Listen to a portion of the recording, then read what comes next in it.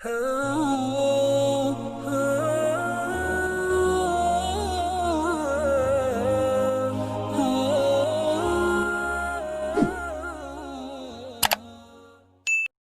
istighfar, secara khusus masalah istighfar.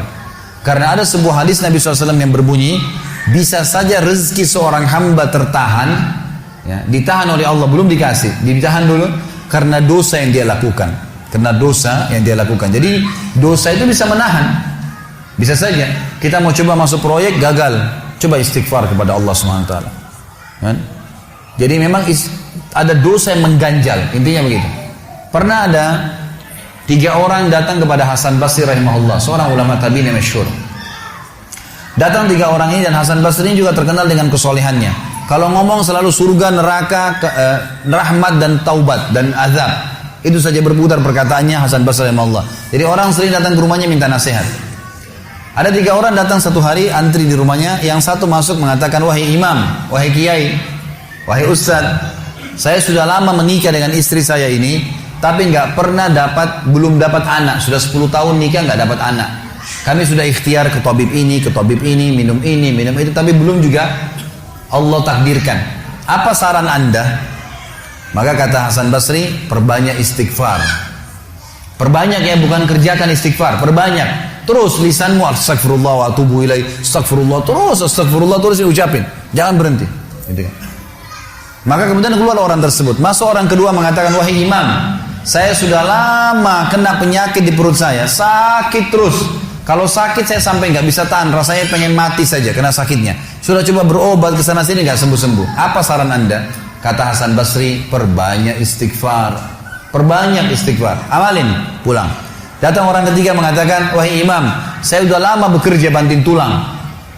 Mayoritas waktu saya sehari kerja keras, tapi saya tidak pernah kaya seperti fulan. Ditunjuk orang kaya di kota itu, di kota Basra, di Irak. Apa saran Anda? Kata Hasan Basri, perbanyak istighfar. Pulanglah 3 orang ini.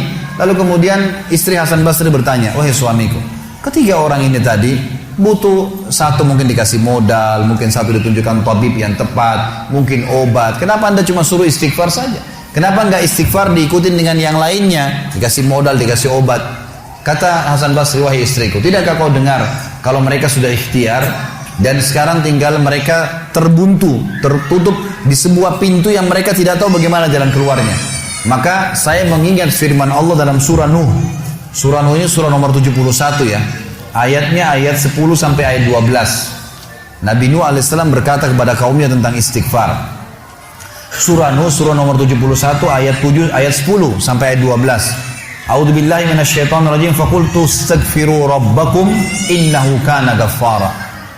Yursilis samaa'a 'alaikum midrara wa yumdidkum bi amwalin wa banin wa yaj'al lakum jannatin wa yaj'al lakum anhara. Kata Nabi, kata Allah Subhanahu wa taala, Nuh berkata kepada kaumnya, istighfarlah, minta taubatlah kepada Tuhan kalian, sesungguhnya Dia Maha menerima taubat hamba-hambanya. Manfaatnya Dia akan menurunkan untuk kalian dari langit midrara. Midrar kata para ulama tafsir bisa berarti hujan yang lebat, bisa berarti rezeki yang non-stop, terus dikasih sama Allah bertubi-tubi. Dan dengan istighfar Allah akan memperbanyak harta dan keturunan kalian, dan Allah akan jadikan kebun-kebun kalian lebat, dan Allah akan suburkan juga seluruh sungai-sungai kalian. Jadi di sini manfaat daripada istighfar. Ada kisah yang lain teman-teman sekalian, kisah Imam Ahmad rahimahullah. Imam Ahmad rahimahullah dari 4 madhab tadi, Abu Hanifah, Malik, Syafi'i dan Ahmad. Ahmad bin Hanbal muridnya Imam Syafi'i. Madhab yang keempat. Imam Ahmad rahimahullah di akhir hidup beliau ulama besar hadis. Di akhir hidup beliau pernah terlintas di benaknya untuk mendatangi sebuah kota di Irak. Kenapa ke sana nggak tahu. Pokoknya pengen ke sana gitu. Imam Ahmad pergi ke sana. Tiba di kota itu, tapi saya tidak temukan dalam riwayat ini kota apa yang dimaksud. Tiba di kota itu, Imam Ahmad tiba azan maghrib. Lihat masjid, ada satu masjid, masuk masjid itu sholat berjamaah. Orang nggak tahu dia, karena zaman dulu orang tidak ada foto, tidak tahu lihat bagaimana wajah siapa orang ini, nggak kenal. Habis sholat maghrib, Imam Ahmad duduk sedikit baca Al-Quran. Azan isya dia ikut sholat. Selesai isya, Imam Ahmad pergi ke pojok masjid, mau geletak tidur. Marbot masjidnya datang, dekatin. Wahai syekh, syekh ini dalam bahasa Arab 3 artinya. Bisa satu dari tiga. Bisa orang tua, syekh. Bisa orang alim, bisa orang kaya. Gitu kan? Jadi tidak selamanya kalau antum dipanggil di Saudi syekh dianggap orang alim. Gitu. Bisa saja orang tua. Gitu kan? Dipanggil, hai syekh. Orang tua maksudnya. Ngapain anda di sini? Kata Imam Ahmad, saya musafir. Nggak kenal orang siapapun di kota ini. Besok pagi saya mau pergi. Nggak ada tempat nginap, saya mau nginap di sini. Karena zaman dulu nggak ada penginapan-penginapan kayak kita sekarang, banyak hotel segala gitu. Kata marbotnya nggak bisa. Masjid nggak boleh tidur. Kata Imam Ahmad, saya didorong-dorong keluar dari masjid. Orang ini nggak tahu kalau ini Imam Ahmad. Kalau tahu mungkin diundang ke rumahnya. Ya. Tapi ini marbot, masya Allah, istiqamah ini gitu. Keluar dari masjid, ditutup pintu masjid sama dia. Imam Ahmad lihat orang yang sudah pergi. Imam Ahmad lihat ada teras masjid, tidur di teras masjid. Balik lagi marbotnya. Wahai syekh, ngapain sini? Musafir, mau tidur, nggak ada tempat nginap. Nggak bisa syekh. Teras pun nggak boleh, peraturan. Ini saya bilang tadi istiqomah luar biasa nih. Imam Ahmad bilang saya didorong-dorong ke jalanan, Waktu saya lagi didorong ke jalanan, ternyata masjid bersebelahan dengan kios penjual roti. Ada satu orang penjual roti di sebelah masjid. Lalu dia mengatakan, syekh, dipanggil Imam Ahmad, silakan ke tempat saya. Imam Ahmad pun datang. Dia bilang, saya punya rumah tidak jauh dari sini, ini kios saya, ada ruangan tempat tidur saya. Silakan anda pakai nginap, besok anda mau pulang silahkan. Kata Imam Ahmad menceritakan tentang keadaan dia dengan penjual roti ini. Dia bilang ada satu perilaku penjual roti ini yang unik. Imam Ahmad tertarik dengan itu.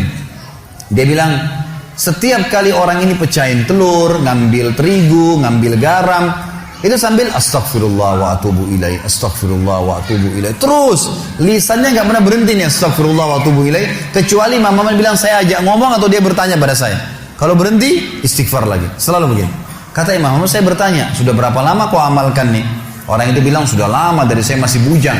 Kebetulan orang ini sudah tua seumur sama Imam Ahmad, sudah mendekati 60 tahun lebih gitu. Baik, dia bilang sudah lama, dari saya masih bujang. Kata Imam Ahmad, ma thamaratu istighfarik, apa manfaatnya istighfarmu? Apa yang kau dapatkan dengan istighfar yang sebanyak ini? Kata dia, tidak ada apapun yang saya minta kepada Allah kecuali diijabah. Apa saja saya minta Allah kasih, tinggal satu yang belum Allah kasih. Kata Imam Ahmad, apa itu? Dia bilang, saya minta dipertemukan sama Imam Ahmad. Loh ya, kisah nyata. Imam Ahmad mengatakan, Allahu Akbar, istighfarmu lah yang membuat saya datang ke kota ini, tidak tahu kenapa. Istighfarmu yang membuat marbot masjid mendorong-dorong saya keluar masjid. Istighfarmu yang mendatangkan saya ke tempat ini, tempat praktekmu, ke rumahmu. Karena saya adalah Ahmad bin Hanbal. Saya adalah Ahmad ibn Hanbal. Bagaimana istighfar teman-teman sekalian mendatangkan rezeki yang luar biasa. Permintaan apapun didatangkan. Seorang alim ulama biasa didatangin, ini malah didatangkan sama Allah ke tempat orang ini karena istighfarnya. Dari memperbanyak istighfar manfaatnya sangat besar. Hadis Bukhari kata Nabi SAW, siapa yang mulazamah selalu istighfar, Allah akan jadikan jalan keluar dari masalahnya dan Allah akan berikan rezeki dari tempat tidak disangka-sangka.